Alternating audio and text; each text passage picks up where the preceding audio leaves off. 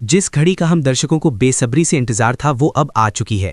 कहानी में पूरे 1 साल का बहुत बड़ा लीप आ चुका है।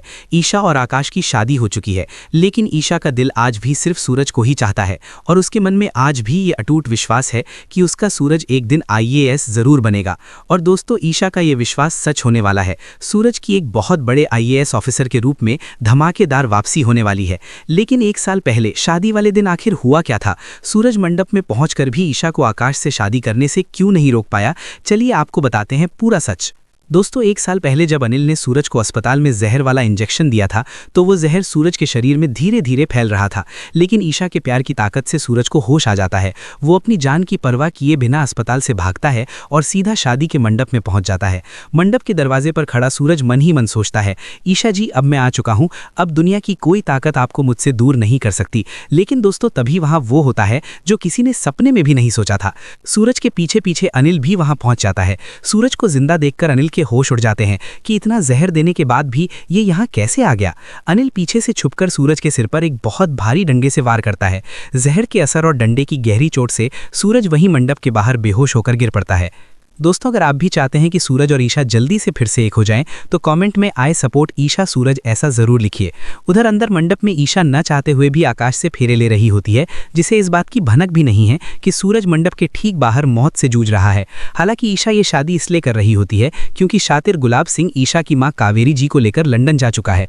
उसने शादी वाले दिन ही ईशा को कॉल करके धमकी दी थी कि अगर तूने चुपचाप आकाश से शादी नहीं की तो मैं विदेश में तेरी मां को जान से मार दूंगा। मजबूरी में ईशा आकाश की पत्नी बन जाती है और बाहर बेहोश पड़ा सूरज कुछ भी नहीं कर पाता। जब सूरज को होश आता है तो वो अपने घर में होता है और उसे पता चलता है कि ईशा हमेशा के लिए आकाश की हो चुकी है, तो वो बुरी तरह टूट जाता है। दुख में सूरज बिना किसी को बताए वो शहर हमेशा हमेशा के लिए छोड़ देता है। सूरज के पापा पुनर भैया और बंटी उसे पागलों की तरह हर जगह ढूंढते हैं, पर सूरज का कोई अता पता नहीं चलता। और फिर गुजर जाता है पूरा 1 साल, जिसमें ईशा आकाश के जुल्म सहती रहती है। दोस्तों, 1 साल बाद इंदौर शहर में अचानक एक नीली बत्ती वाली सरकारी जीप की एंट्री होती है। उस जीप पर बड़ा बड़ा IAS लिखा होता है। वो जीप सीधे सूरज के मोहल्ले में आकर रुकती है। अरविंद जीप को देखकर खड़े हो जाते हैं। गाड़ी का दरवाजा खुलता है, एक पैर बाहर आता है और दोस्तों, वो कोई और नहीं बल्कि हमारा सूरज होता है। सूरज को एक बड़ा अफसर IAS बनकर वापस लौटा देख पूरे परिवार की खुशी का ठिकाना नहीं रहता। अरविंद जी का सीना गर्व से चौड़ा हो जाता है और ताई माँ आरती की थाली लेकर अपने बेटे का स्वागत करती हैं। मजे की बात तो यह है दोस्तों कि सूरज का ट्रांसफर उसी शहर इंदौर में हुआ है जहां आकाश IPS की नौकरी करता है। यानी अब सूरज की पोस्ट आकाश से कहीं ज्यादा बड़ी हो चुकी है। जब टीवी न्यूज के जरिए आकाश और ईशा को पता चलता है कि गांव का एक सीधा साधा लड़का अब IAS बन चुका है, तो दोनों के पैरों तले जमीन खिसक जाती है। सूरज को जिंदा और कामयाब देखकर ईशा खुशी से पागल हो जाती है और आकाश से छुपते हुए सीधे अरविंद जी के घर के बाहर पहुंचती है। वो दरवाजे से छुपकर सूरज को उसके परिवार के साथ हंसते हुए देख रही होती है।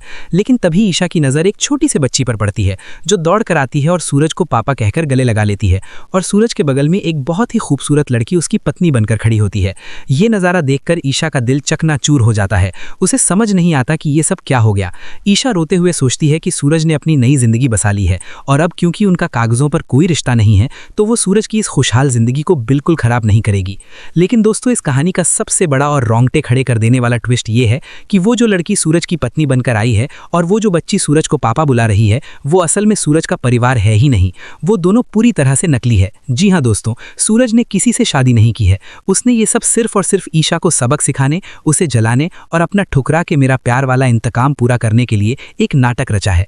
अब देखना काफी ज्यादा इंटरेस्टिंग होगा कि जब ईशा को सूरज की इस नकली पत्नी और बेटी का सच पता चलेगा तो उसका रिएक्शन क्या होगा। मुझे तो पर्सनली अब लगता है कि अब फाइनली किसी तरह सूरज और ईशा फिर से एक हो जाएंगे। और अब जब IAS सूरज की पावर IPS आकाश से बड़ी है तो सूरज आकाश की गुंडागर्दी का खात्मा करेगा। वेल दोस्तों, आपको ये 1 साल का लीप और सूरज का ये इंतकाम वाला ट्विस्ट कैसा लगा? हमें कमेंट सेक्शन में अपनी राय जरूर बताइए और ऐसे ही रोजाना धमाकेदार अपडेट्स पाने के लिए हमारे चैनल टेली प्लेयर को अभी सब्सक्राइब करें।